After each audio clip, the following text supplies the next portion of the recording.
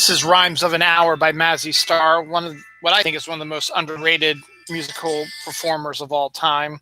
That's from one of her albums. I forget which one it was. I just had it on there. Hold on. It was from Among My Swan, I think is the name of it. Yep, Among My Swan. That's Rhymes of an Hour. The reason why I played that today, not only is it a great song, but also, unfortunately, on the bad side, David Roback, who was the co-founder of Mazzy Star, passed away this week at the age of 65, I think. So, Mazzy Star isn't really a very well-known band. They've had the one really big hit with Fade Into You, which everybody has heard, but I decided I wanted to try something different because I heard Among My Swan, and of all places, at Union Station in Washington, D.C. When this is before I met my wife, when I was working at the bagel shop back in the 96 to 98 time frame, sort of. I was 96, 97, actually. I was only there for about a year. I would work on the weekends, so I'd have 2 days off during the week. And at that time, I was still living at home, and I was a little bit more independent, so I was able to see that. Nope, that's not going to help any. Well, you can still see him, though. My flamingo just can't see his light on right now. But anyway, my point is, so I was independent. I had my own money, and so I would tell my mom, hey, I'm going to go down. I'm going to go away for a night or something like that. So I'd take a cab before I had a car, take a cab down to Penn Station, which is Baltimore's train station. And I would take a MARC train down to Union Station. And then I would hop on to the Metro and usually go to the Circle. I forget the name of the Circle right now. And I would go to the hotel that I always like to go there. So it was good. It was one near the zoo. And then I would just, I'd get into the hotel room and I would go out and explore Washington, jump on the Metro and just go around, check out the, Smithsonian's and check out the memorials and go to Arlington Cemetery and check out around the area that I was staying at and stuff like that. And then I came back and, did that for a while and then just took the Metro back to Union Station and then drove back, took the train back to Penn Station. Now, if you've never been to Union Station basically has its own mall inside it. Union Station's got record stores and bookstores. Got a movie theater. I saw the movie Multiplicity in there, but it's got bookstores and movies and record stores and all train shops and all kinds of interesting things. And so it was kind of fun, just get away and do around there. So one day I was gonna just look around the mall a little bit. I was walking around. I was listening to the music they were playing over the intercom, and I really enjoyed it. And it sounded a little familiar, but I didn't quite know what it was. This was after Fade Into You was popular, so I went to the front to see. Usually they have what is playing in the theater in the store, and they had a CD for Among My Swan was saying now playing right now. And so I looked at that, and I liked what I heard, so I went out and I bought it. I bought it right then and there, actually. So. Then I played that. I think I like Among My Swan better than So Tonight I Must See, which is the album that had Fade Into You into it. So that's my Mazzy Star story. So it was kind of sad, that Dave Roback died, but I honestly really didn't know that much about Mazzy Star. So I did a little bit of research on Wikipedia, which is always, despite the fact that you can't always believe what it says, is actually not a bad information source sometimes. So learned about it. They only really did like 3 albums, and they were not a band for like 10 years. And the lead singer was very, very shy. So it was kind of an interesting story. So that was Mazzy Star. And definitely, if you ever get a chance to check out Among My Swan, definitely is well worth it. Rhymes of an Hour, California, Snow in December, or Flowers in December, Rose Bleed, all pretty good songs there. So today is February 29th, and I believe this is my first time in my 6+ years of doing Dylan Knows, which it is. I've done it for 338 weeks right now, more or less. This is the first time I've ever done a leap day show. So this is February 29th. So I always had this on my resume that I did a live stream on February 29th, and we won't get another February 29th until 2024. And at that point, it'll probably be sometime midweek. So I probably won't be doing my show if I'm still doing my show in 4 years. But yeah, so interesting aspect. So Leap Day is an interesting day. My wife's aunt, technically my aunt-in-law, you could say, was born on February 29th. She turns 16 this year. Obviously, you can figure out, I'm not going to say it, but you can figure out her age. 16 times 4, you figure out how old she actually is. I think usually she celebrates her birthday on March 1st, which is tomorrow. March 1st is the beginning of meteorological spring. So this very calm winter that Baltimore has gone through has, gone through February with just light snow flurries. We haven't had any dustings or laying down anything for the whole month of February, which is a first in almost 150 years. Same thing with almost, no snow the whole winter, basically, as I talked about last week's show. So that's kind of interesting as well. So we got, Leap Day stuff going on. So today's episode will talk about some of the Leap Day stuff you could have been able to do.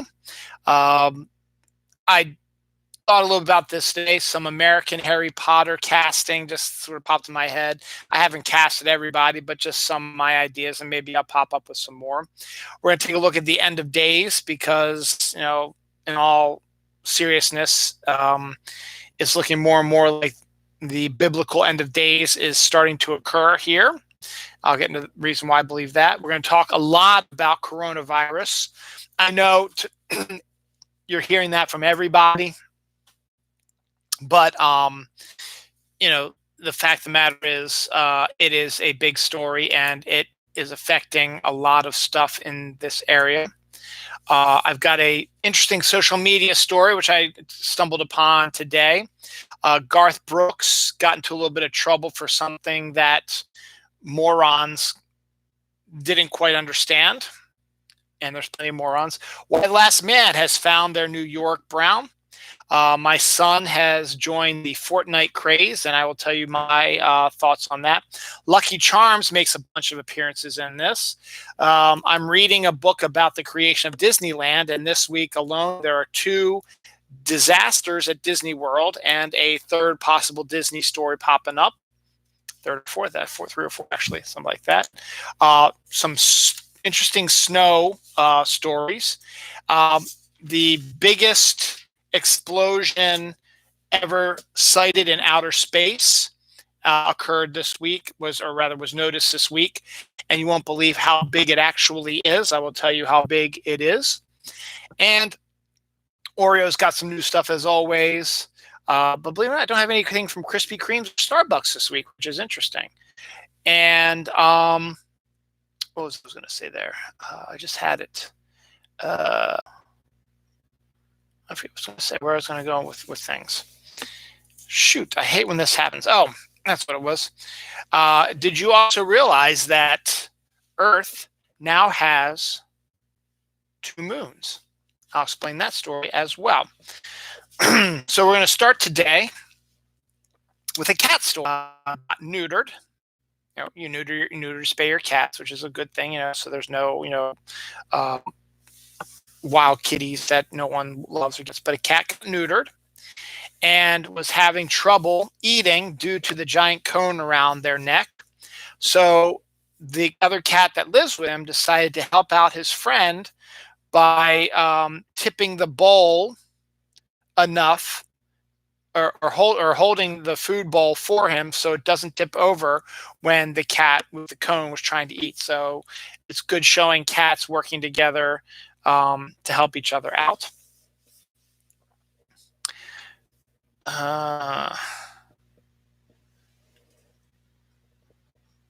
What the hell?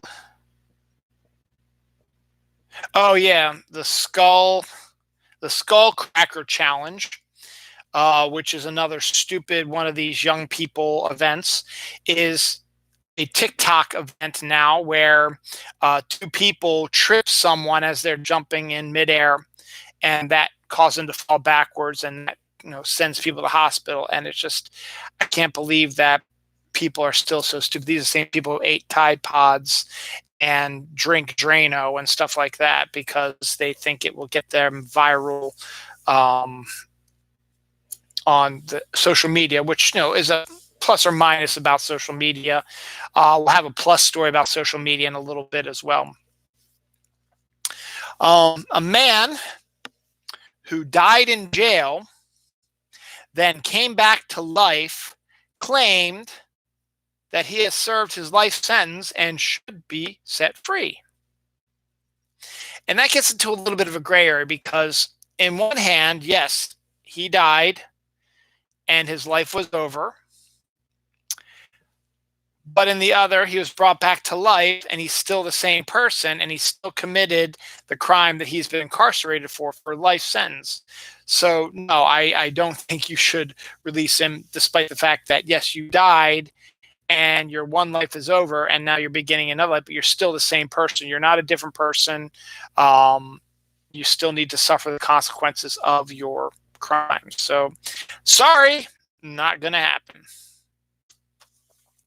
A baboon on his way to a vasectomy. I guess they do vasectomies for baboons also. I guess it's similar to neutering cats. But a baboon on his vasectomy escaped with two females in Sydney, Australia. Two female baboons. So he's not ready to give up the females yet. Let's check this Maryland score, see if they're going to catch up. I don't think they're going to catch up. 9:39 left, and they're down 66 to 49 to Michigan State. I think they lost this one, which is going to be a shame since Maryland has never lost at home this year. And ESPN Game Day is there, so we'll see what happens. Oh, let's see. Don't want to talk about that now because that's going to take some time. Talk about that. That's all I have left on this page, right? So, kind of a depressing thing. A thought crossed my mind this week. That we could be entering the biblical end of days. Now, last week or 2 weeks ago, I did a story about a swarm of locusts that have invaded somewhere in the Middle East. And as those people who follow the trials of the Egyptians know, that locusts is one of the plagues that hit Egypt during their time. Another one is a killer virus goes through, and we have coronavirus going on right now. Again, I told you my feelings about coronavirus last weekend. I believe, we had a big SARS thing a few years ago and Ebola a few years ago, and yet it seemed to dissipate. The more and more I think about it now, I don't think this is dissipating anytime soon because we have incompetence taking a role in trying to stem this pandemic. And I'm not going to get into the political side of it, but up until this point, from Ronald Reagan, a Republican in the 1980s, to the present administration, they have the same CDC team in place, the same drug czar, stuff like that, to help control epidemics, pandemics, whatever you want to call it, like this. And if we would, but this administration decided that, we don't need this because they don't believe in science. And they said we could use the money for our buddies and for ourselves. So they took money from this and shut down CDC stuff. Now they're trying to get the money back. But it's a little bit too late because now we've had a death in Seattle from coronavirus. We've had numerous deaths in China and Asian countries as well. I'll get into more other coronavirus situations as well. So, you can look at that, and then you can also look at, not necessarily the biblical kind, but the climate change causing, all these, the melting of the ice caps and the flooding of the oceans and the giant storms coming and the strange temperature fluctuations. The whole continent of Australia was on fire at one point recently and now is being flooded out. all kinds of biblical sort of end of days type of stuff. Summer's coming up, so it wouldn't surprise me at all if we are continuing on this path of end of days stuff, that a famine will pop up somewhere in the world, as there's usually is a famine somewhere, but a massive famine might even hit here in the United States or somewhere overseas. Who knows? But if that happens, then you're looking at another level of the biblical end of days. Now, one more is a story that I was going to bring up today, and I will bring it up now, is that in Antarctica, which is right now going through its late summer, early fall, actually it's meteorological fall in Antarctica, so it's supposed to get colder in Antarctica starting tomorrow. It's supposed to. We'll see if it does. Which is also good because that means fall is coming to Australia, which means it's going to cool things down there. So maybe there won't be as many problems with fires and rain and stuff like that, since we're going to be entering the warm area and they're getting the cold area. But it's, despite the fact that it's been warmish in Antarctica, it's still Antarctica and they still get snow. So one day, one of the groups was, photographing the exterior of their, like they always do, to see if any animals or whatever come up, and playing back the video, they saw something that threw them for a second. They went out to investigate and realized that it was true. There was blood red snow falling in Antarctica. Again, one of the biblical plagues in Egypt was water turning into blood. The blood red snow, though, was not blood snow.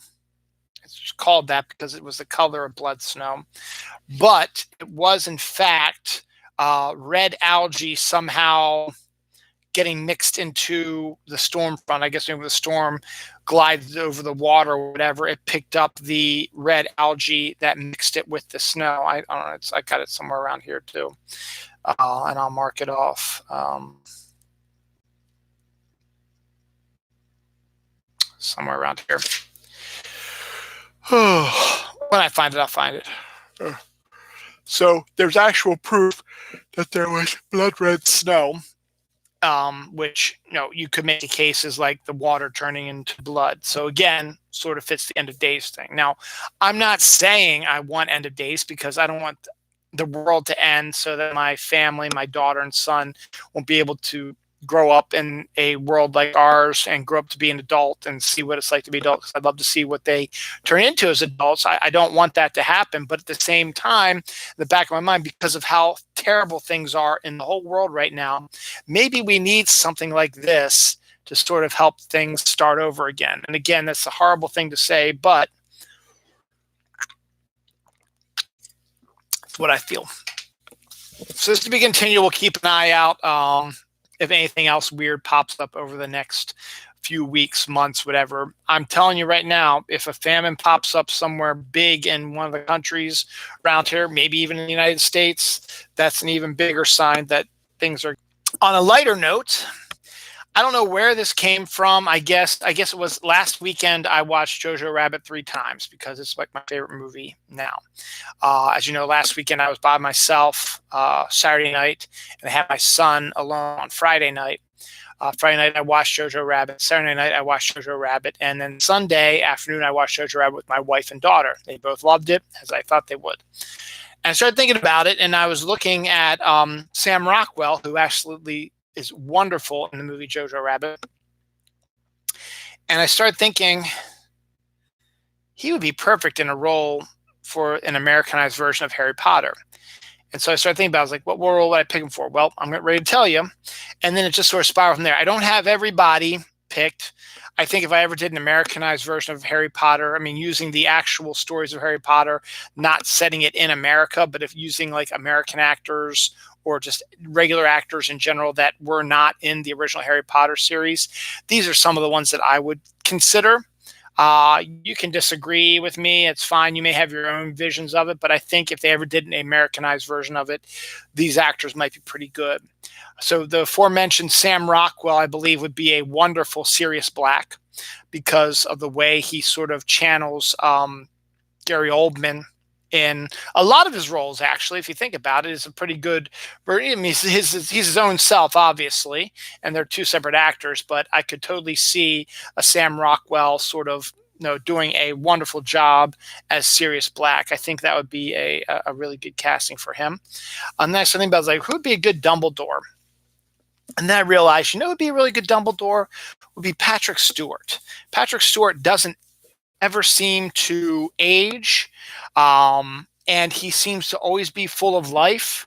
And I think in Picard, he's actually acting more frail than he actually is in real life. Because if you've seen him in real life and you see him in Picard, it's like night and day, because he's so much older in Picard than in real life. And in real life, he's not as downtrodden or whatever, hasn't had the weight of the universe on him. He's just Patrick Stewart. He's an actor. He loves his life, So he's, jumping around, stuff like that. And he can do both the really cute comedy, bits that Dumbledore is known for, and would also do a very good vicious sort of Dumbledore as well. If need be, he could, you could see where he might be considered one of the most feared wizards of our time, but at the same time, one of the friendliest and nicest and sweetest ones as well. So I think he would be a wonderful Dumbledore if they did that. Kiefer Sutherland, maybe a younger Kiefer Sutherland, since Lupin's a little bit younger, would be cast as Remus Lupin. I thought that would be a interesting casting note for him. Kiefer has always been that sort of stoic type of person, and the way David Thewlis plays him is sort of in that sort of way. I could see Kiefer maybe doing a pretty good job as Remus Lupin, probably doing a good job. Thinking about Snape was kind of hard, but then there have been a number of people mentioned. I think Adam Driver, the guy who played Kylo Ren, has sort of got the look, the dark hair, the kind of sullenness to him, and he's got kind of a voice kind of that you might be, considering seeing him in Marriage Story and stuff like that, might be a pretty good Severus Snape character, and you could see him totally maybe mooning all over a female like he was basically Rey in this movie, in the Star Wars trilogy. But I think that would be a pretty good choice for that. Helen Mirren would probably be a really good McGonagall. I think she's got the wit to do a fairly good job of that. And started thinking about Gilderoy Lockhart's last one I got. How about a George Clooney as a Gilderoy Lockhart? Sort of, you can get that sort of smarmy George Clooney-esque sort of personality, and you can sort of see it in Gilderoy Lockhart in that. So that's my first batch of American Harry Potter. If I come up with more over the next few weeks, I'll do another version of American Harry Potter. But those are my ideas. Leave a comment on my page if you have some ideas of your own or what you think about these as well. Go ahead and do that. Or if you don't want to leave a comment, you can at me at Holidil on Twitter, or at Dylan Proco, which is my other Twitter account, or friend me on Facebook at Dylan Lang, obviously, as well. So there's that. My son has discovered the world of Fortnite. For the longest time, he's been pushing off wanting to do Fortnite for whatever reason. I guess during the time where it became popular, it got to be kind of an obsession with a lot of people, and that's all people were doing was the Fortnite dances and talking about Fortnite. So sometimes when you have that thing where people are discussing and talking about something over and over and over again, or doing the same dances over and over and over again, it gets kind of annoying. And to be honest, I didn't really know much about Fortnite other than there's dancing involved and it's an open world sort of thing. And then periodically on my show, stuff I would find on Facebook, I would discover things that were happening in the world of Fortnite that I found interesting, and I would bring them to you. I don't think there's anything to catch up. 7159 with 544 left. That's 60-10, last 12 points. They're down. All right, so we'll see what happens. I'm sorry, I'm going to keep checking this Maryland score because it's a big deal. So eventually, as I said last week, I was feeling a little weird because he wanted to go on a sleepover over a friend's house I've never met before, and I was and then another friend was going to be there, so we're going to have a couple friends. And I was afraid that there was going to be, picking on Noah and doing stuff like that. So I was a little nervous about it. Turned out to be okay. I'm still a little leery of it because I think Noah's might be avoiding some of his other friends to hang out with his new, fresh, cool friends, stuff like that. So we downloaded Fortnite on Sunday when he came home, and I actually got to see what it was like for the first time because he played it at his friend's house. And to be honest, I'll be the first to say I was actually pleasantly surprised about how entertaining Fortnite actually is. The dancing is really just some weird part. I don't know why they even do the dancing. It's just something that I guess they just sort of threw in there. But the best way I can describe Fortnite, in this case, the Battle Royale version. I think there's a Battle Royale version. There's also a Save the World, which I don't know much about that one because Noah likes to play the Battle Royale version. We were able to download it free onto the Nintendo Switch. And it's a lot like the Hunger Games. It's a sort of open world shoot 'em up sort of thing, but with a twist. So basically, some ways you can do it. You can do it solo, duo, squad, whatever. So if you do duo, obviously you're with 2 people. Squad, you can have up to 5 people, I think. And basically what happens is 100 players from all over who are part of the open world get bussed over this huge landmass. And you pick which spot you want to land in. And once you pick your spot, once you get close to it, they will eject you from the party bus that flies, and you skydive down into this territory, and you land in the ground, and you have to find weapons right away because there's going to be you're facing off against these 99 other people if you're doing a solo, and you want to be last man standing or last woman standing. But so you're going through this open world thing. You start off with an axe, so you just start chopping everything up, and you get materials if you break up houses and cars and rocks and trees, and materials you can use to build stuff later on. They have treasure chests that'll have guns and ammo and grenades and health pods and stuff like that. There are airlift drops where they drop supplies. You can go and get that, but you have to be the first one to get to it. And then you have to watch out for other people who are trying to hunt you down and kill you. And you got to find, more than likely, you want to find a gun to begin with because the other guys will have guns and they'll start shooting at you. So, you hunt each other through this world. And they, okay, that's typical story, but here's where they throw a little twist in there. The land you're on is actually getting attacked by a massive storm that can kill you. And the storm appears, and then it basically forces everybody on the map into a centralized location until there's only like a little bit left, and the storm has encircled the whole place. Because if you're out in the storm, you will lose your health like that, and you can die out in the storm. So you have to stay ahead of the storm, but at the same time, you have to stay ahead of the storm. You have to stay ahead of the other people trying to shoot and kill you. And you can find RPGs and all kinds of other stuff. And then with some, in-game bucks, you can get skins, different skins you can have, and unlock different types of amazing weapons and stuff like that. Now, the story changes every few weeks.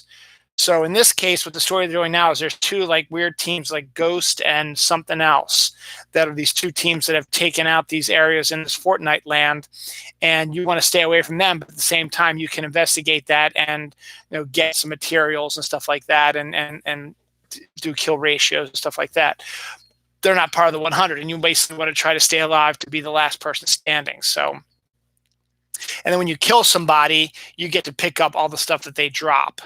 So if you need stuff. So it was actually fairly entertaining. It's actually looks like a lot of fun. And Noah, just learning it in one day, became the winner a bunch of times on Sunday. And then he's been playing. We got him a headset yesterday, so now he can communicate with his friends. So now they've been doing squad stuff.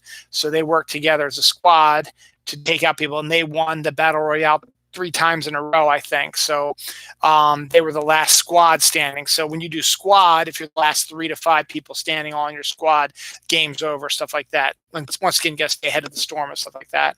So fairly entertaining. The graphics are really impressive. The lands and the sets you're on, the houses and the stuff like that, has sort of that sort of magical, otherworldly, though realistic sort of feel to it, stuff you might see in your dreams and stuff like that.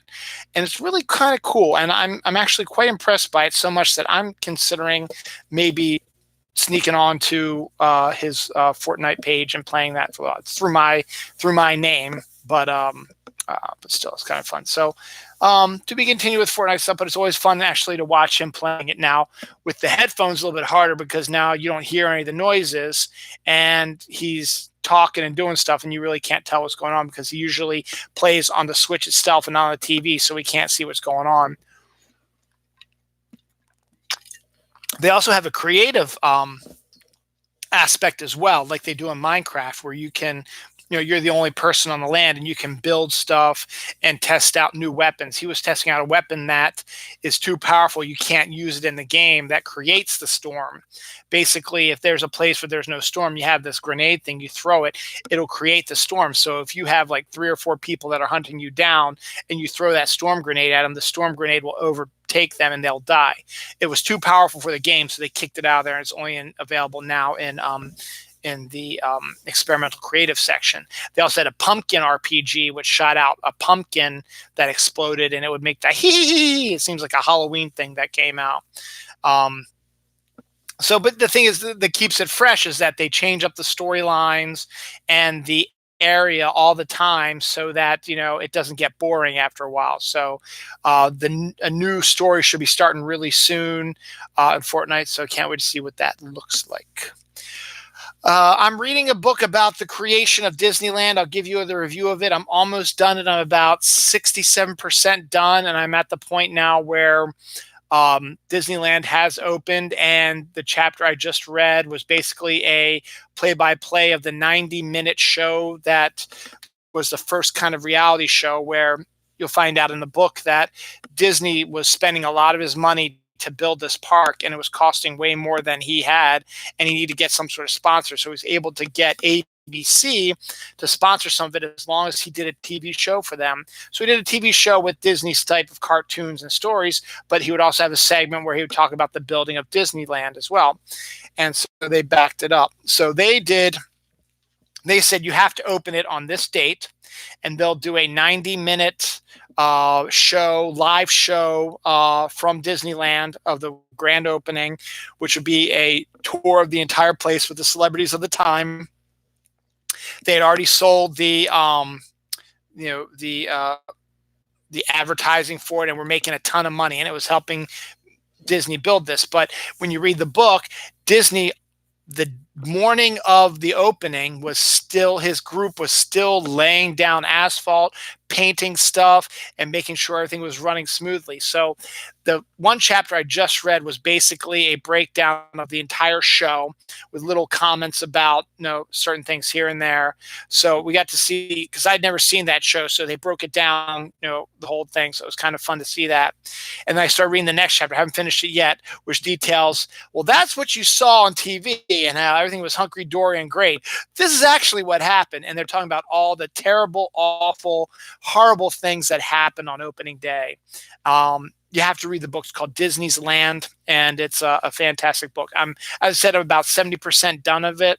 What it looks like is after they detail this story about what really happened, I was looking ahead at some of the chapters. They're going to discuss the building of Space Mountain, which wasn't built originally with Disneyland's opening.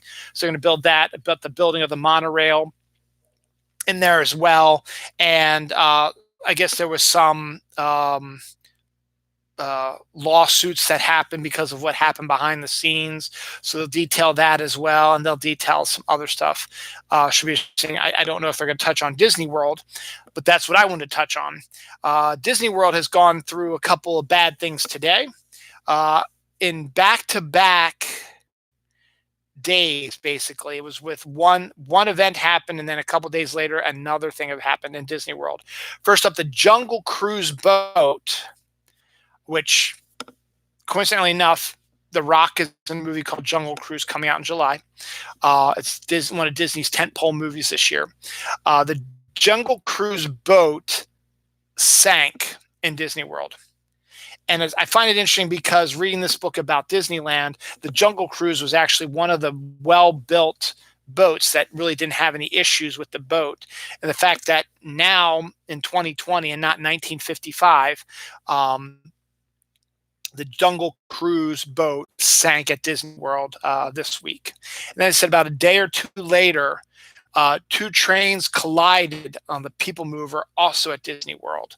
So 2 accidents within a span of 2-3 days in Disney World, when there hadn't been any for a really long time that we know of. So kind of an interesting sort of story. Also touching on Disney, Tokyo Disneyland and Tokyo Disney Sea, which I guess is some sort of sea resort sort of Disney thing, are closing from now through March 15th during the whole coronavirus issue, as they try to figure out how to build that up and keep that going as well. But it will be shut down from now through the 15th of March. That's about 2 weeks worth of lost revenue and sales. So, but you gotta do what you gotta do, I guess. Sometimes I thought there's another one here. On a lighter side, Disney venues are going to start offering the plant-based menu, which is the new trend now, including the Impossible Burger. So Disney is getting into the plant-based food aspect as well, which makes perfect sense when it comes to Disney trying to be as current and up to date as they can be. So good on them. We'll see what happens about that.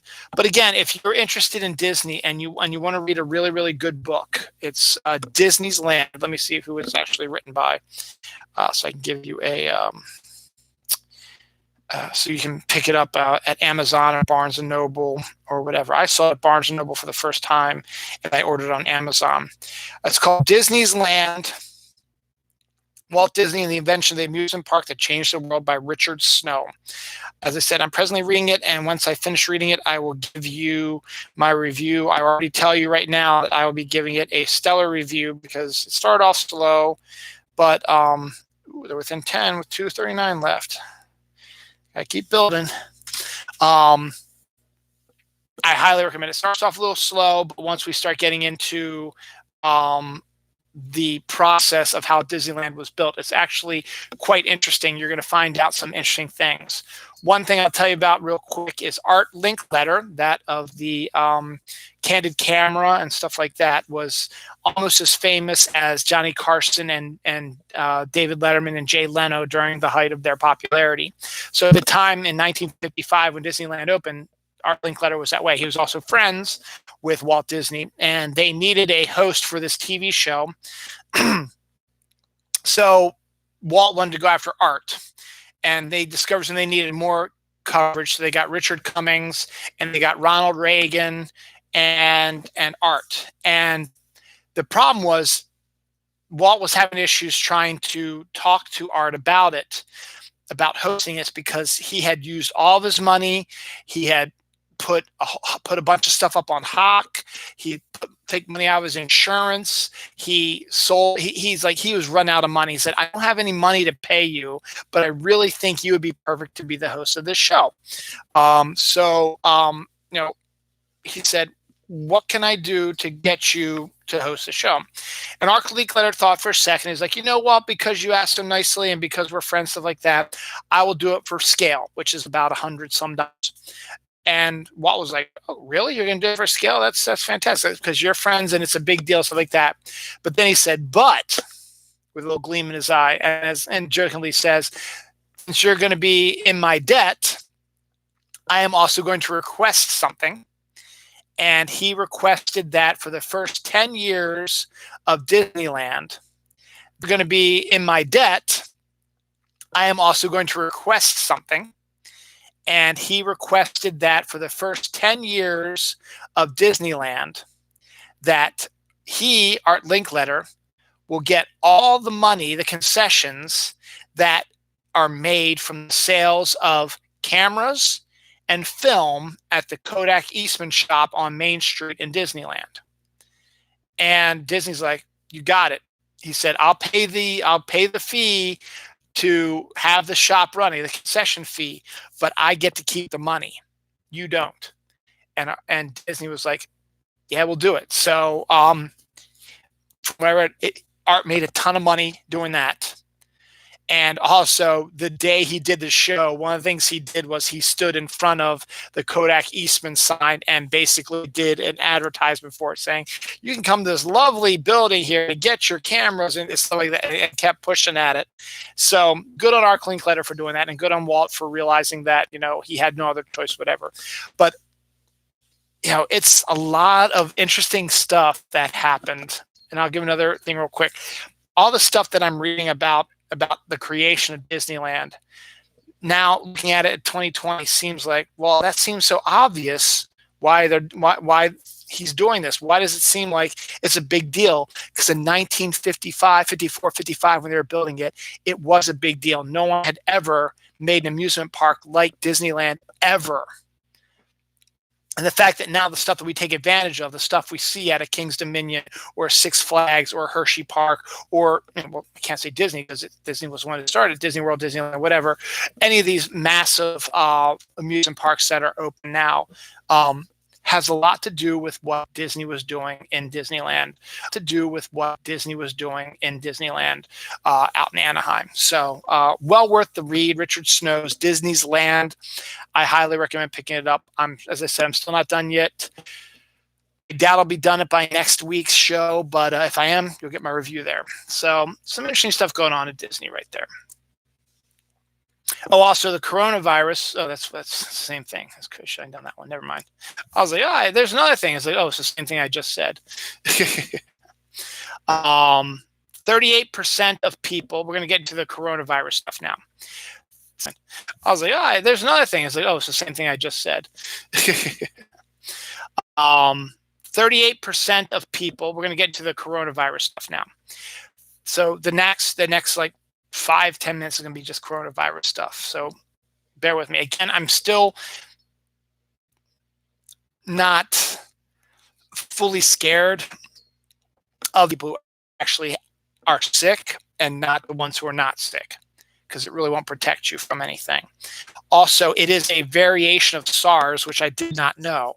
So they're saying that it's probably not as bad as people are expecting it to be, but just because no one knows, has ever experienced it before, and people are dying. I mean, people died during the Ebola breakout. People did die during the original SARS stuff, but it wasn't like a massive pandemic where millions of people died. And I'm not making light of the people that have passed away from it. I'm just saying that I still believe that this is not anything to worry about just yet. Now, I'm a bit more worried with the way that our administration is handling the aspect of it, which could make things a hell of a lot worse. And there's another aspect to it, which I'm not going to mention because I don't want them to take this idea and running with it, because I just have a bad feeling that they're going to take advantage of this in some way or another.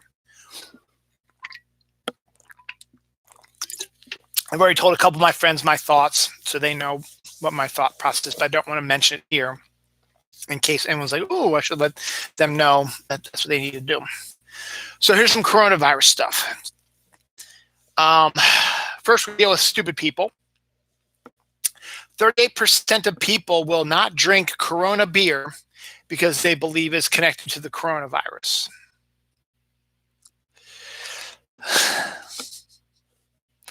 Again, I weep. I weep for the morons. And it's embarrassing that people actually believe that. The Asian countries are the ones that are hitting hard the most. Japanese schools are closing until April for the coronavirus fear. I guess that makes sense because they are sort of in the ground zero area, and they're the one that more susceptible to it right now. There was, a couple cases discovered in California. One person died in Washington. There are 2 people here in Maryland who seem to be showing signs of it, but there's been no no proof that they actually have the disease. Come on, catch up, catch up, catch up, catch up, catch up. Nope. Nope, they lost this one. 49 seconds left. They're down 78-66. There's no big comeback. There's no way they're coming back to win this one. So it's a shame. But what can you do? Good game, Michigan State, but Maryland, you should have won this one. Japan could also cancel the Olympics. That was something that was discussed. The Olympics are becoming in 147 days. The reason why I mentioned this is because one of the most interesting things about the world is coincidence. You all know the story about how when something happens, a lot of people say, Simpsons predicted it, because the Simpsons has been around since 1988. And they're still doing shows now. So that's 88, 98, 2008, 2008. It's like 40 some years that they've been on the air, and they're still churning out shows.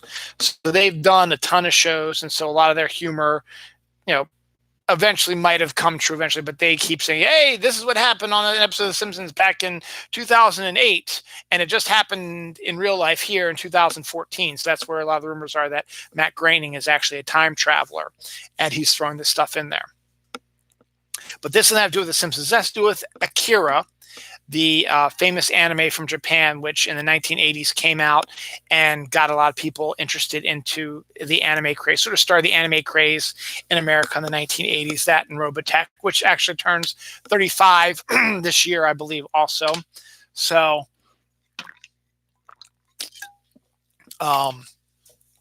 we have that as well. So those things sort of combine to create the anime craze that is now happening here in the United States. But Akira was one of the best animated films. 1988 is when it came out. So it's been a little bit more than 35 years, a little bit less than 35 years, but still close enough, 34, 33, 32, something like that. 32 years. But the anime takes place in the year 2019.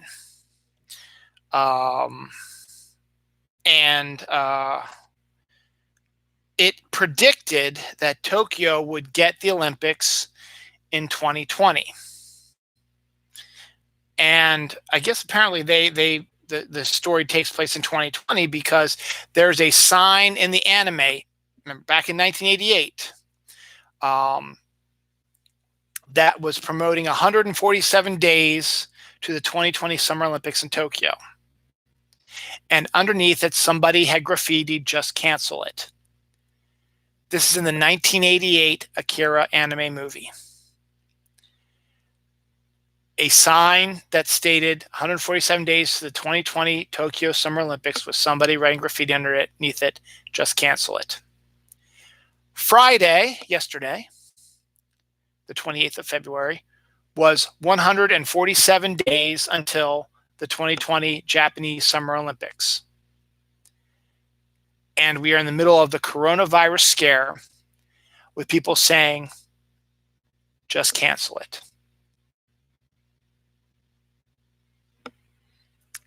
I think it was kind of an interesting story. So that's kind of a neat little story that came out today. Should have been yesterday, obviously, because that's when the actual day was. But still, the fact that a coincidence like that is just really kind of interesting.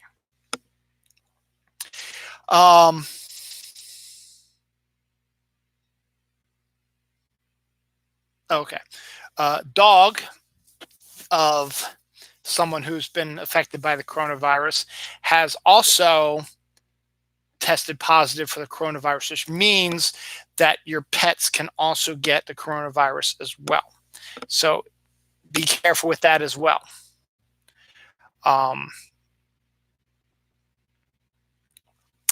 Analysts say that Netflix will see an increase due to the coronavirus scare, meaning that more people are going to stay in their house, stay home. So instead of just whiling away, they'll get on Netflix and they'll start watching TV shows and stuff like that on Netflix. And they expect Netflix to get a jump in their ratings and stuff like that.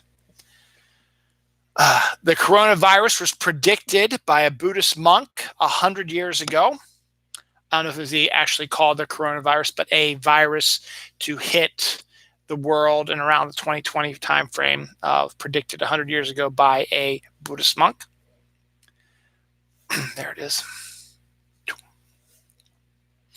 The CDC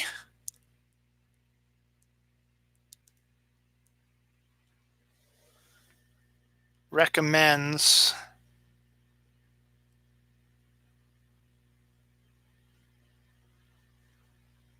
I don't know what I wrote there. CDC recommends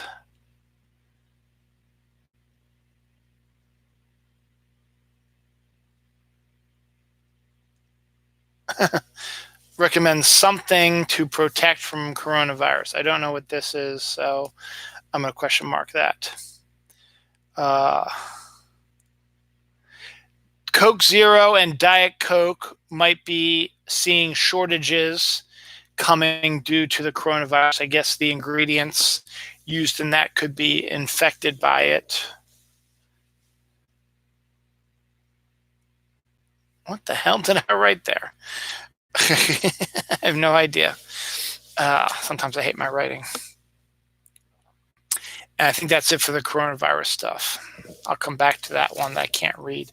CDC recommends shiny breads to protect from coronavirus. I don't know what the hell that is. That's sad. So that's your coronavirus stories for today. Man tries to disguise himself from police by wearing glasses, just like Clark Kent and Superman. And it didn't work because he got busted. But it's funny this story came out today because when you look at it, there's different ways. A lot of people believe that the February 29th is Superman's birthday, meaning when he was actually born on the planet Krypton. Because June 8th is when they celebrate Clark Kent's birthday, because that is when the Kents found him. So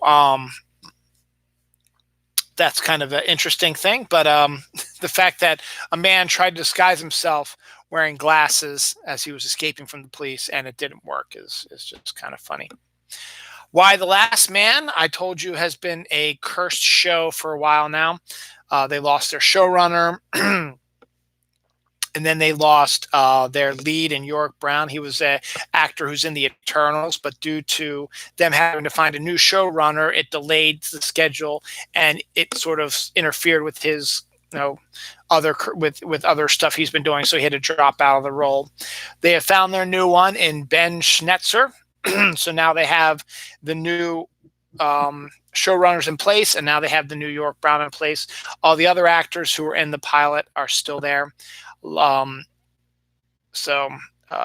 we'll see how that goes. I'm still looking forward to it, and I hope that comes out sooner than later.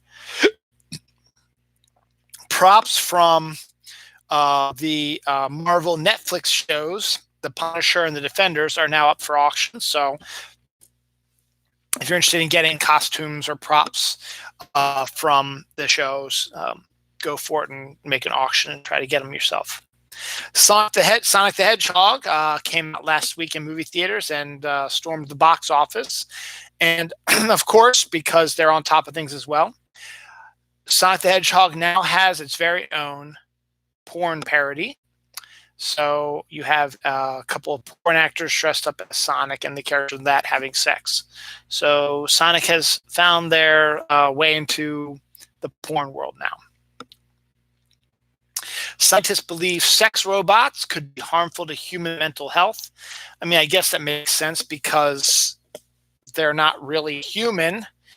They're just objects for you to get your sexual pleasure off on them, but they're not going to cuddle you or kiss you or, be a companion for you, talk to you, whatever, like a regular partner would be. So I can see it, but you know what? If you just want to screw something and you don't have a partner, hey, sex robots are good for you, man. Here we go. The biggest black hole explosion, and I didn't know black holes could explode, but apparently they can, has created an explosion the size, the cosmic crater as they call it, equal to 15 Milky Way galaxies. Think about how big our galaxy is and times it by 15. That's how big this explosion in outer space was, that this story said was a black hole. And when I first read it, I was like, okay, this is an interesting story, but this is the only place I'm reading it. And so I was scrolling through Facebook today, and there on space.com, which is like NASA's official website type of thing, they have the same story. So I don't know how a black hole can blow up, but the fact is something blew up out in space, and the crater that it left behind is the size of 15 Milky Ways. The Milky Way is huge. It's not the biggest galaxy, that's Andromeda, I think, but still 15 galaxies is how big this explosion was. It's almost incomprehensible how big this explosion was. Baby Yoda's back in the news with the Baby Yoda Chia Pet. That'll be coming out when this flood of Baby Yoda stuff will be coming out within the next month or so. So be getting all kinds of Baby Yoda stuff within the next few months. So gear up for that. Weird Al Yankovic also has a Chia Pet in his likeness now as well. So if you're a Weird Al fan, highly recommended you get that as well. A secret passageway was discovered at the UK Parliament that they did not know was there. They discovered it by accident. So that's kind of an interesting little side story that they actually found a secret passageway. Oreo is in the news. Again, they have troll cookies, which are that have glittery pink cream for the upcoming Troll movies sequel that's coming up. Oreo cookie crumbles is also a new thing as well that you can get for your ice cream topping as well. Winnie the Pooh is getting a Lego set. Everything's getting a Lego set, but for fans of Winnie the Pooh, that's a pretty fun thing to do. Garth Brooks did a concert in Detroit, and whenever Garth goes to a certain city, if they have a sports team or whatever, he tends to wear the jersey of a famous, maybe not a sports team, but a famous player from any sport in that city. When he came to Baltimore, he wore, I think, a Cal Ripken jersey when he was up on stage for his show. It's just something he does, you know. Going to New York, he might wear a Derek Jeter or a Babe Ruth or something like that. California, he might wear a Reggie Jackson or something like that. Texas, he might wear a Nolan Ryan one, that type of stuff. So who knows? But in this case, he was in Detroit, and in this case, I've been using baseball as an example, but football could be good too. So he's in Detroit, and one of the best Detroit Lions of all time, considered, has actually been named in the 100 greatest football players of all time, is one Mr. Barry Sanders, a running back for the Detroit Lions, who was number 20. So Garth decided that that was a jersey he wanted to wear for this concert in Detroit. So he put on his Detroit Lions jersey that said Sanders 20. Now, Detroit know who it was. Barry Sanders is a god out there, and his number was 20. And sure enough, those morons on the right are like, Garth, you're supposed to be on our side. How could you be promoting Bernie Sanders in 2020? They believe that the jersey he was wearing was promoting Bernie Sanders for the 2020 election. It says Sanders and 20. They had no idea who the hell Barry Sanders is because they are morons. So get your shit together, man. Morons. So it should be over. Let's see how bad they lost. Maryland, Michigan State. Maryland loses 78-66. And that sucks. That was the first game they lost at home this year. College game day was in town, so everybody was excited about that. And it was a game that they should have won. If they would have won that one, they would have been in for a tie of the Big Ten championship. Now they've got to win at least one of their next 2 games to do that. So they still have a 1-game lead now in the Big Ten, so we'll see what happens. The women play tomorrow. They're doing much better. Oh, no, actually, they're both doing pretty good. Preacher gives sermon about polishing his staff while deacons look on. I would love to hear. I mean, was he really talking about masturbation? I don't know, but that's really, really funny. A woman urinates alcohol in a never-before-seen medical case. That's it's almost as strange as that story I did, was it last week or 2 weeks ago, about the person who, when he digested some stuff, he never drank alcohol, but whenever he digested stuff, it would break down and form alcohol in his stomach, and that alcohol would get into his bloodstream and make it look like that he was drunk. So a woman was urinating alcohol. All righty then.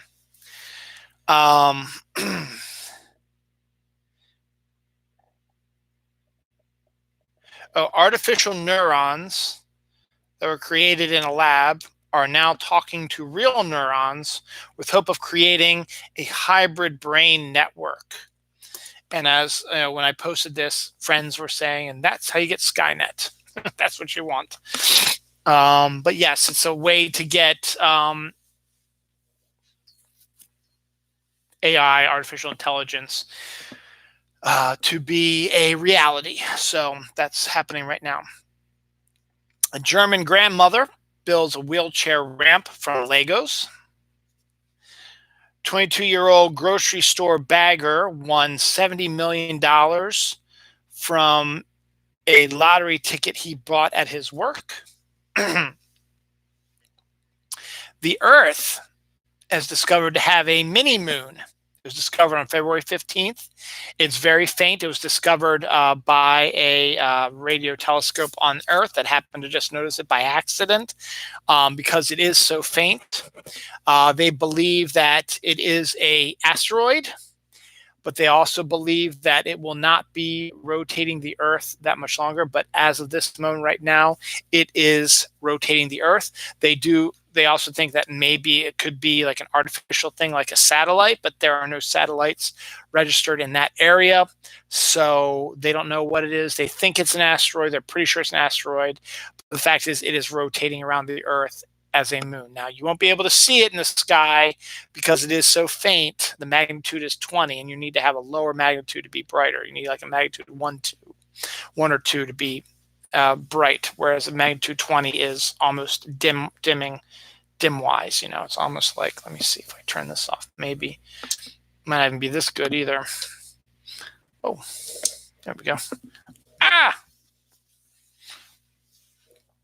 So that was kind of cool. So, the Earth has a mini moon. So now we have 2 moons. Yay. Here's an interesting social network story, a social media story. A woman on Twitter tweeted out that she was looking for a woman named Maggie. She had told her story. She said, I was looking for Maggie because I work at the Chick-fil-A in Mount Airy, which is in Maryland. And she was the cashier for a couple, an older couple that was going there for lunch or breakfast, whatever. And they were talking to the cashier about how proud they were of their granddaughter, Maggie, who went to NC State, and she was on the dean's list. So this woman on social media just said, you know what? I just want Maggie to know from NC State, who was on the dean's list, that your grandparents are very proud of you. There are, regulars at my, Mount Airy Chick-fil-A, and I just want to let you guys know. So it's a Twitter, do your thing, which means retweets and try to send it to people that you might know who went to go to NC State or might know somebody. Well, Maggie was found. She does have a Twitter account, and she responded to it, and she was overwhelmed by the love and the viralness of that tweet. So it's kind of cool. God, I still have a lot more to go. I have a lot more than I thought I did. Of course, it's only been a minute, an hour 5, so I think I can get through this in a half hour. We'll find out, because I've been doing my show about 135, 140. All right. I talked about red snow.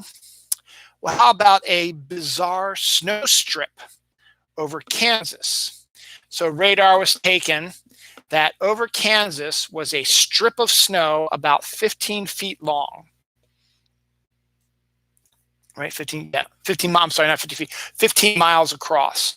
So it's only in this 15-mile stretch of the small little band it was snowing. So it was stretching out over a period of land. So if you look at it this way, it would go from, say, Baltimore City, a very narrow path from Baltimore City up to, like, say, Reisterstown. And it just was a narrow path from Baltimore City to Reisterstown was where it was snowing, where everything around it, if you went outside that narrow band, it was a bright sunny day. It was a weird snow creation that has never been seen before, but it was just a small, and all around it, it was not snowing. So that's kind of interesting. Weather can be interesting. Lucky Charms in the news twice with St. Patrick's Day coming up. A lot more stuff about St. Patrick's Day.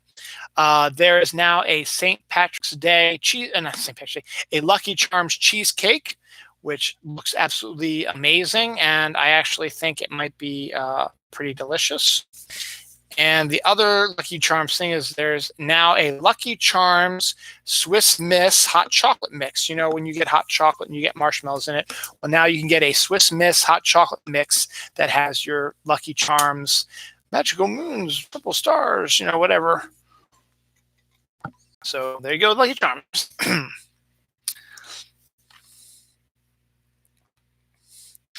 An intelligent camera drone now follows you around. It is a flying drone that takes pictures. So now you can walk down the street and have this drone following you around and taking pictures of you. If you want to get the perfect selfie, you send the drone out in front of you and it'll take pictures of you in a selfie format. So kind of interesting thing to see about that.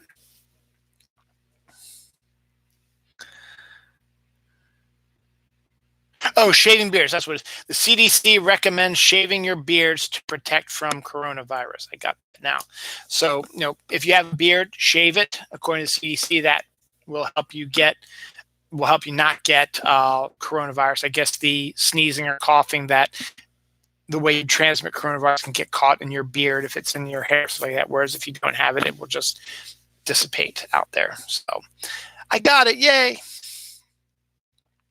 A 106-mile-per-hour wind hit San Diego when the Santa Ana winds hit it, which is a record for that area. 106-mile-per-hour wind gusts. I could not even imagine what that'd be like.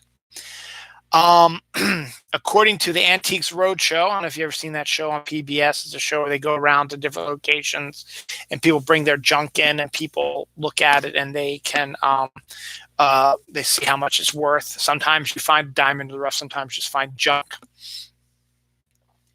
But according to Antiques Roadshow, someone had the prop Ark of the Covenant from the Raiders of the Lost Ark movie, and they said that would be worth $250,000. Of course it would. It's a movie prop. It's pretty impressive, and that sounds maybe even a little low. But, you know, if you have it, go for it. Matrix 4 is presently filming in Los Angeles. It'll be coming out next year, next summer, because it is still in production right now.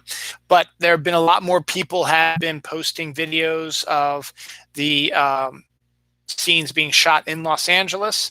There was one shot that showed the actors doing stunts, jumping from one building to another, and literally doing it over an actual, you know, off of buildings with, you know, all the wires like that, and so on and so forth. So it should be probably interesting to see that. So we're probably going to be looking at a lot more jumping around and in cityscapes and stuff like that. And Matrix 4 could be interesting, and it might be something I might check out.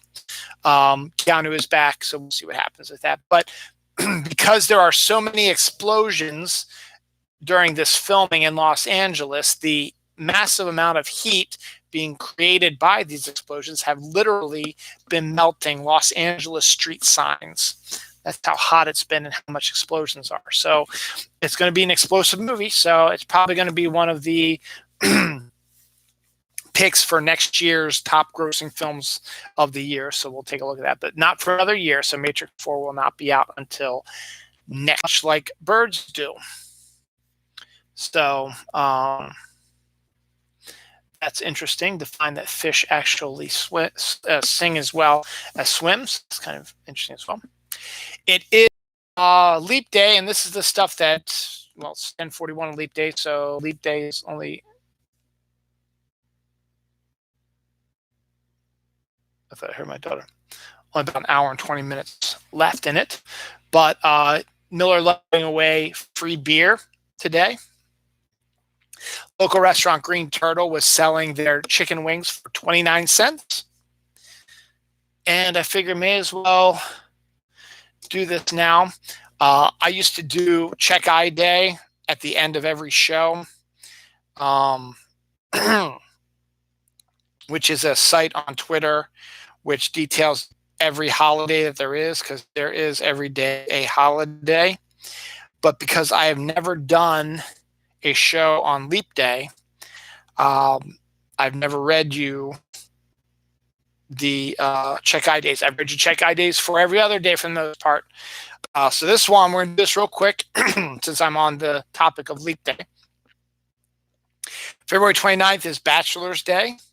It's International Repetitive Strain Injury Awareness Day, International Sword Swallowers Day, International Tongue Twister Contest Day, International Underlings Day, Leap Day is National Surf and Turf Day, National Time Refund Day, Open the Bottle Night, and Rare Disease Day. So that is your Check Eye Day for February 29th, which you will not see again for 4 years.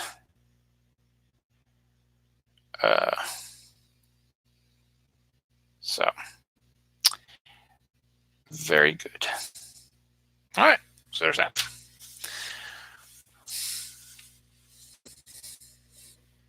Science confirms that, yes, your dog should sleep in your bed with you. I guess it's something to do with, companionship and making them feel comfortable and all that stuff. And they don't say anything about cats sleeping on the bed, but I would assume it's probably a similar thing, that's okay for them to do that as well.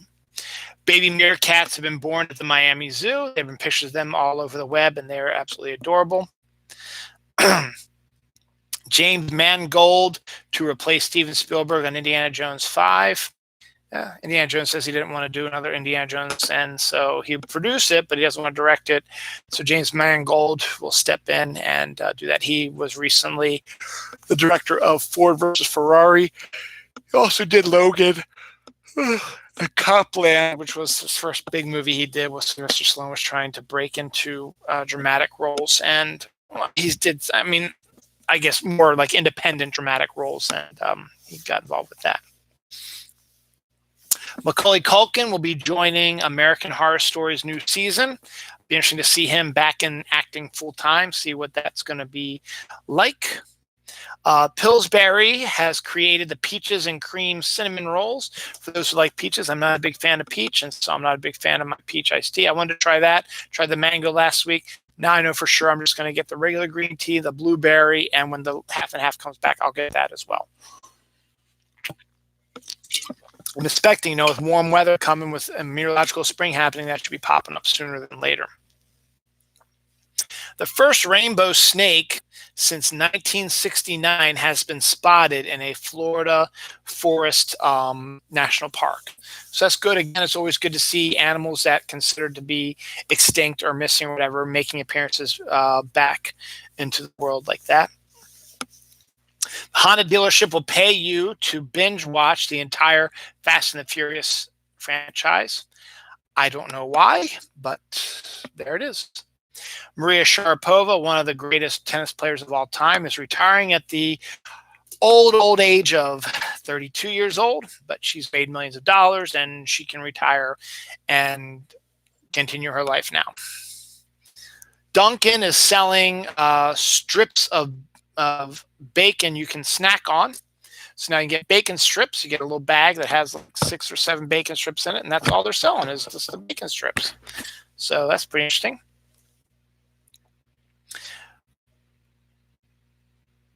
Doctors are warning people not to stuff frozen potatoes up your ass. There's always one of these weird stories that pop up all the time, and now more along the lines of women sticking stuff up their vaginas, but in this case, don't stick frozen potatoes up your ass. I don't know why you would even. Why would you even do that? I don't know. I don't even want to read the article about why people would do that. But here we are. 2 Oscar Mayer Wienermobiles are for sale. I guess you have to buy. I think you have to buy them together. I don't think you can buy them separately. I believe it's like $120,000 or it was $12,000, something like that. I don't know, somewhere around that range. Godzilla tissue dispenser is a new Godzilla thing. I talked about some Godzilla stuff last week. Well, there's the newest Godzilla thing this week.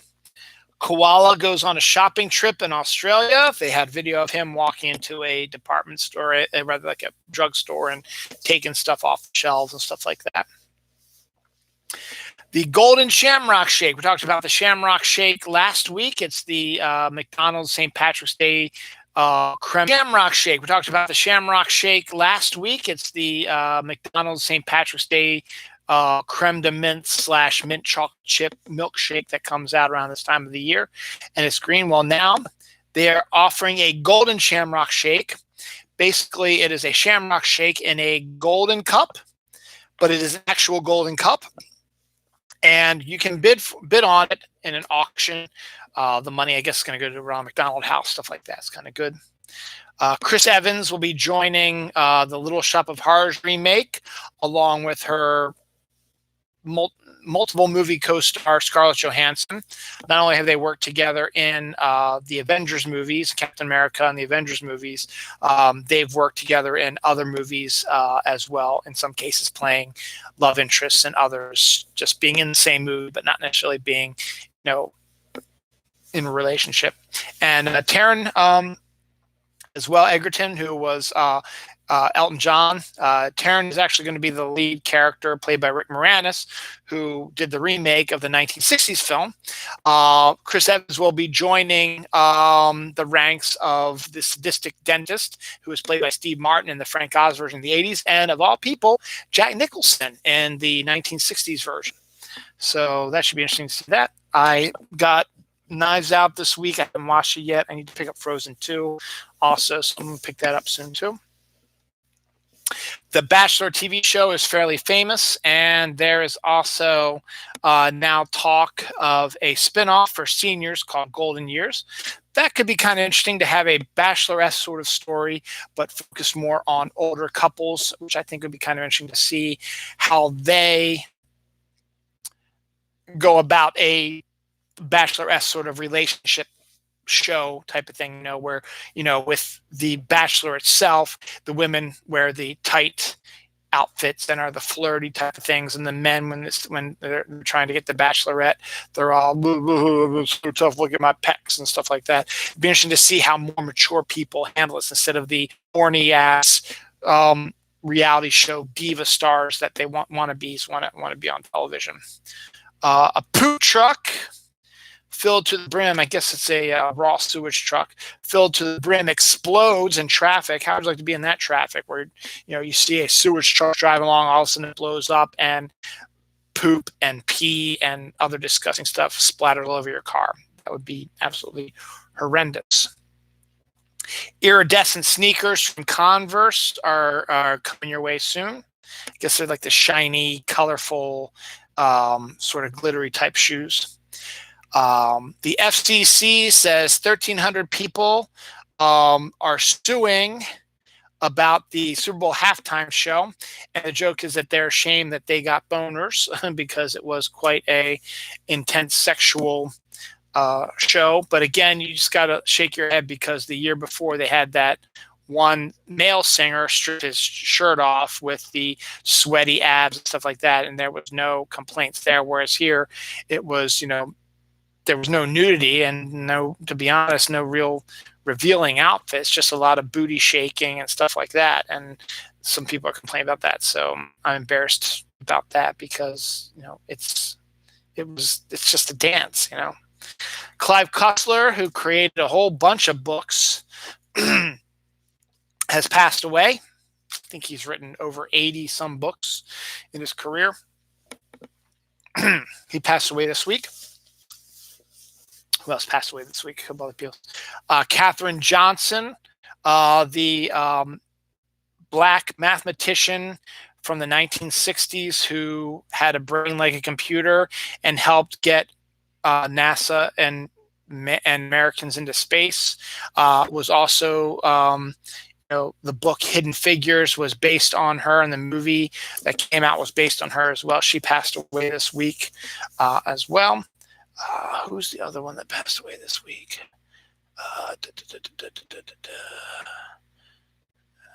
Famous people. I'm trying to see if I can find it. I know there's another one around here.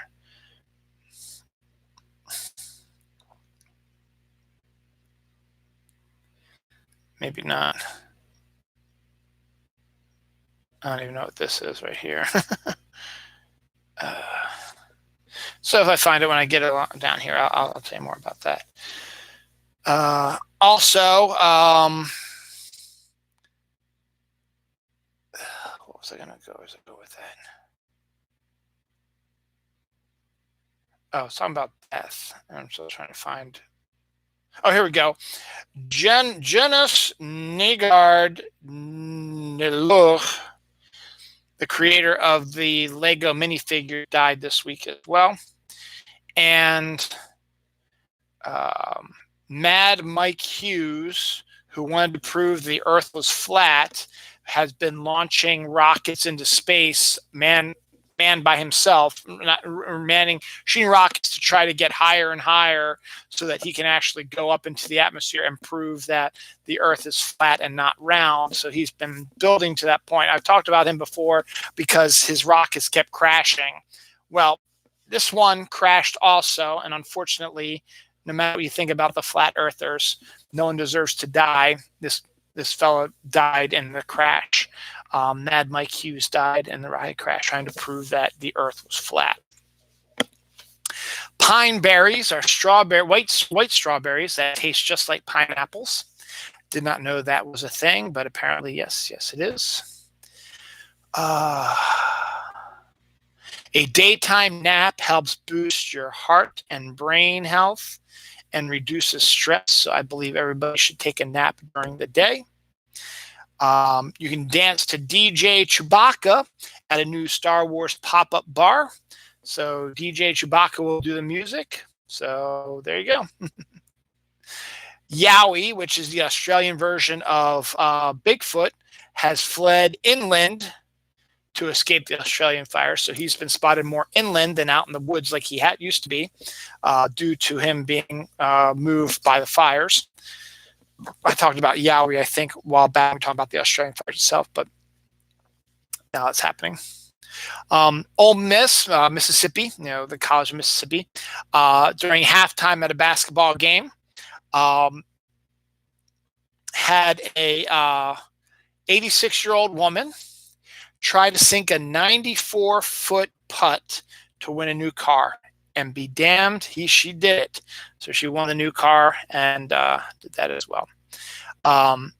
This past Tuesday was Shrove Tuesday, not Shrove Tuesday, it was Fat Tuesday or Pancake Day, whatever you want to really discuss. So I don't know why you would do that, but no, that's a kind of story.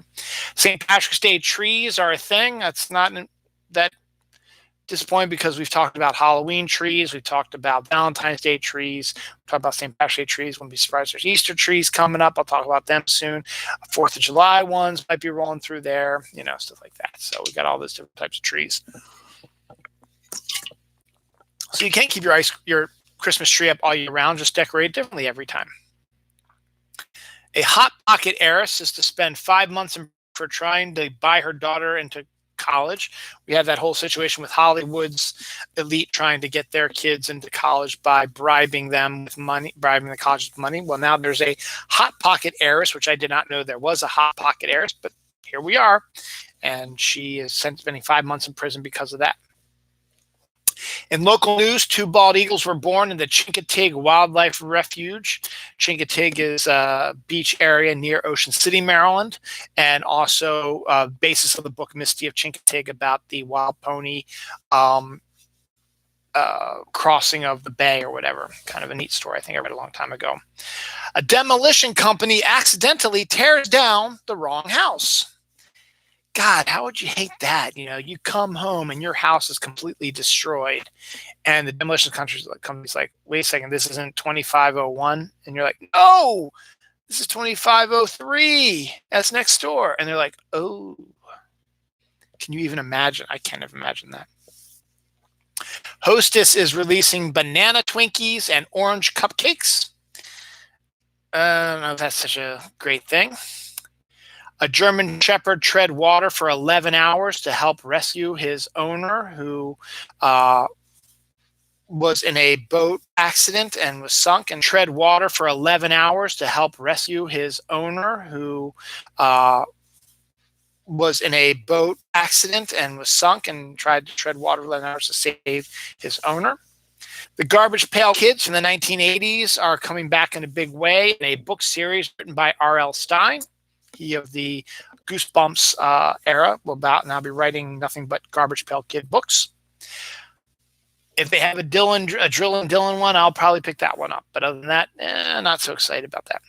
Fireflies are going extinct due to their habitat loss, pesticides, and light pollution, which is a shame. We still get a good amount of them out my backyard because there's a little bit of light pollution, but not too much. It's still a real dark area, and it's really interesting to go out on our deck during the summer and just look out and see just these hints of light just popping up, right, floating in the woods over there. Also, this is not on here, but the frogs that like to chirp in our area, they're not chirping today because it's a little bit chilly today, but the last few nights has been fairly nice, and it's going to get warm later this week. They've been outside chirping up a storm, so I won't be surprised to start hearing them again soon. We've got the point where I've told you this before, where you can walk out during the summer and it will envelop you, the amount of chirping from the frogs. It is crazy. Jonathan Frakes, he who played Will Riker on Star Trek Next Generation, is also a pretty fine director in his own right, directing all kinds of TV shows, including Leverage, one of my favorite shows. Jonathan Frakes has now got the distinction of appearing in the most Star Trek series. Of course, he was Will Riker in The Next Generation for 7 seasons. He appeared on DS9 as his transporter clone, what was Bill Riker or something like that, transporter clone version of him, but he still was in the show. He popped up in Voyager when Q had connected version of him, but he still was in the show. He popped up in Voyager when Q had connected Riker with the members of Voyager to try to help them home, but then got his mind erased, so he didn't remember that Voyager was out there. He also appeared in the final episode of Enterprise, which was the last Star Trek show until Star Trek December that Voyager was out there. He also appeared in the final episode of Enterprise, which was the last Star Trek show until Star Trek Discovery popped up on CBS, which detailed the early days of the Enterprise. It was in a future version where they were looking at the adventures of the Enterprise on the holodeck, something like that, and hanging out with his wife, Deanna Troi. So good on him. But he's also, Dan Fine directed First Contact. Might have directed one of the other ones as well. But he did a really, really good job with that. And he also was a great TV director, does a lot of TV shows, and did a bunch of episodes of Leverage, which is neat.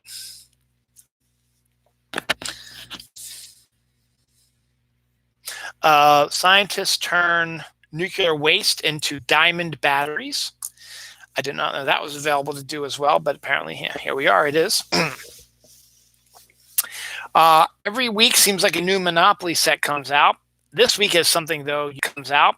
This week has something though unique: a $499 Swarovski silver, Swarovski. I'm sorry, Swarovski crystal encrusted Monopoly set. So if you like Swarovski crystals and have $500 to spend on a Monopoly game, you can go ahead and buy it. Fried chicken and donut sandwich is now available from Kentucky Fried Chicken. I have a feeling I talked about this one before, but back, or if it's the first time I talked about it, hey, you can get fried chicken in the middle of 2 donuts, which sounds disgusting, to be honest. Madison Bumgarner, one of the popular and really well regarded and one of the best pitchers in baseball, was discovered to have lived a second life, where he was a rodeo star on the rodeo circuit under an assumed name. So Madison Bumgarner, when he was not playing baseball, would go to do the rodeo circuit under an assumed name, so nobody knew it was him, and actually did a pretty good job. So that's kind of interesting that you could do that. Girl trades box of Thin Mints Girl Scout cookies for a football at an XFL game. That was last Sunday. Gave a private concert for the gorilla. I think that's sweet. Kind of a neat little story. I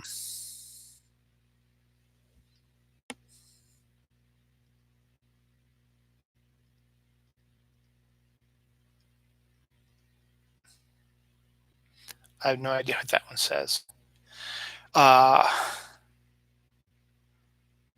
If you're feeling shitty, this is something else. I can't read this one. If you're feeling shitty, if you're in a shitty mood, I should say, science says bake some cookies. You'll feel a lot better. They're sweet. The smells help make you get a little better. And it gives you something to do. It's pretty cool. Moonshine is kind of big also, and they start to do flavors moonshines as well. There's now a coffee shine, a moonshine that tastes like coffee, or coffee flavored moonshine, I should say.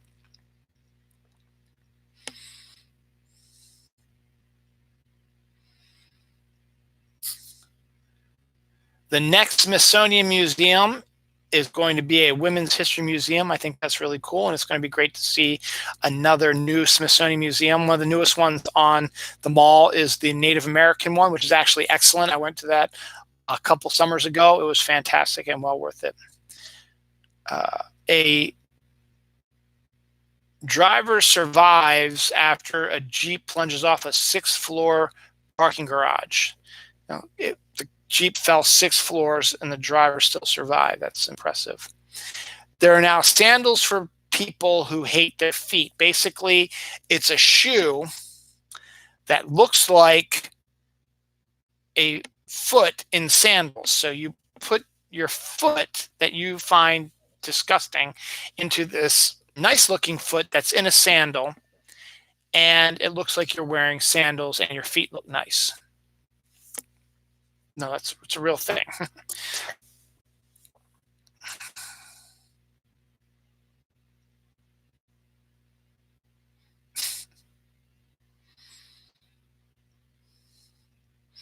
So I don't know what this one says, and I don't know what this one says.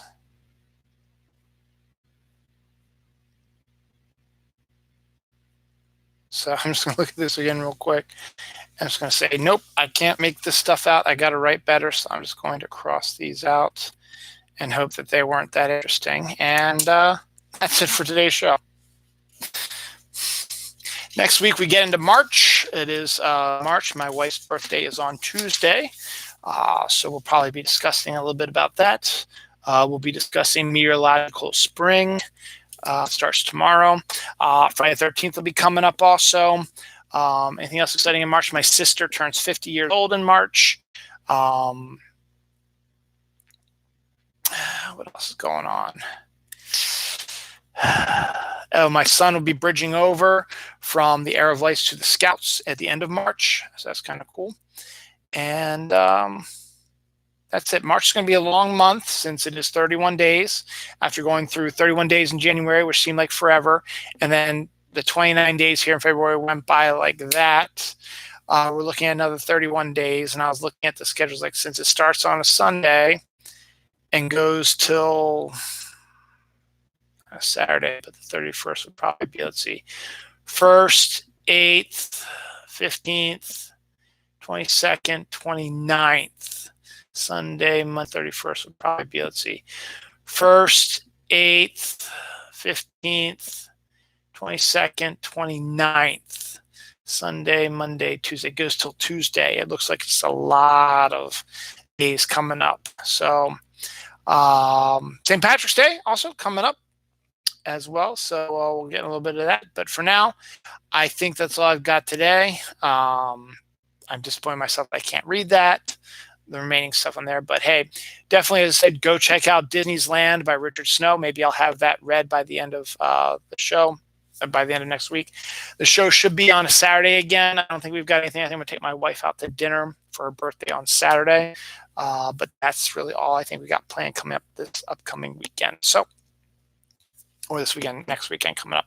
So on that note, I'm going to say farewell. Thank you for watching. Enjoy the rest of your weekend, and farewell February. This will be the last time you'll see me on a leap day for 4 years. So it might not even be then. It might not even be again for another 8 years if I'm still doing this show. So until then, happy leap day. Enjoy your last remaining. Next weekend we turn our clocks ahead an hour. So not on Saturday, but before you go to bed, after watching my show on Saturday, turn your clocks ahead an hour. So we lose an hour next weekend. That sucks, but that also means that it's going to be light out until 7 o'clock at night now. So that's good. So on that note, I'm going to say farewell, goodbye. Check me out on Facebook, Twitter, whatever, and see you soon. Have a great week.